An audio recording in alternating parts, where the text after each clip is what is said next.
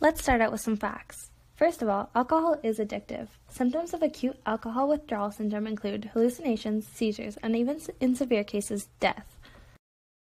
Alcohol has a wide variety of effects on the brain, including the release of dopamine, a neurotransmitter associated with pleasure and satisfaction, as well as the release of GABA, the neurotransmitter associated with stress release.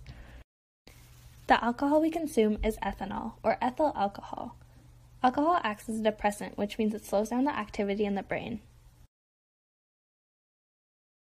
In 2016, a study concluded that there were 2.4 billion people who were recurrent drinkers globally, but it is no secret that alcohol consumption may have its consequences. Through the direct and indirect implications such as increased risk of disease and increased accidents and injuries, alcohol consumption has a major impact on our societies as well as our healthcare systems. This presentation aims to explore the costs and benefits of alcohol consumption and further elaborate on how much is acceptable and how much is too much. It has been long known that excessive regular alcohol consumption can lead to adverse health outcomes, particularly when it is consumed in excess. Alcohol use has been correlated with multiple conditions, including esophageal cancer, oral cancer, fetal alcohol syndrome, liver cancer, breast cancer, and cirrhosis of the liver. It was found in the year 2012 that 5.8% of cancer deaths were attributable to alcohol consumption. Alcohol use has also increased dramatically over the past 60 years. It has been predicted that alcohol-related cirrhosis and alcohol-related liver disorders will be the major cause of liver disease in the coming decades. Inevitably, this increase in alcohol-related disease will put a strain on various healthcare systems around the world, as they will require resources in order to treat and attempt to understand the complex pathogeneses of these disorders. A 2013 study concluded that the estimated average annual cost for each patient associated with fetal alcohol syndrome is roughly $21,000. The background of the study indicates that fetal alcohol syndrome is the leading cause of cognitive and developmental disability in Canada. Fetal alcohol syndrome occurs at a rate of 1 in 100 live births in Canada.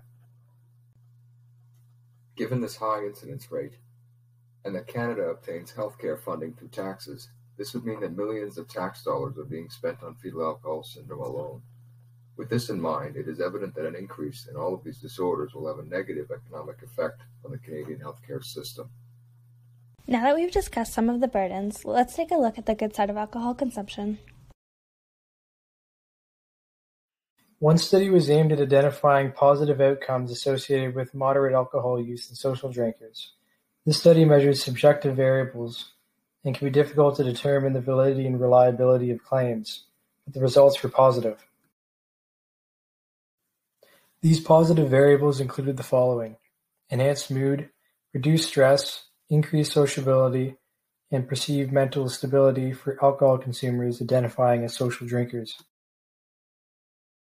Although it is argued that there are healthier options such as physical activity and exercise, some research supports that consumption of wine can be used as a preventative intervention for atherosclerosis.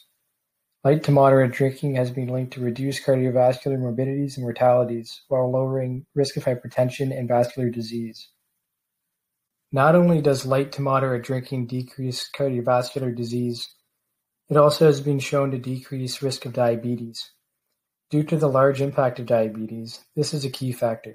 Despite alcohol's potential benefits to health, it can be difficult as the individual must prescribe their own amount of alcohol based on their own knowledge, self-regulation, and their own behaviors. This makes other interventions more viable as you're able to consult with an educated professional such as a doctor. So how much is okay? It's complicated to answer this question as social drinking has displayed some benefits, yet overconsumption can lead to serious issues.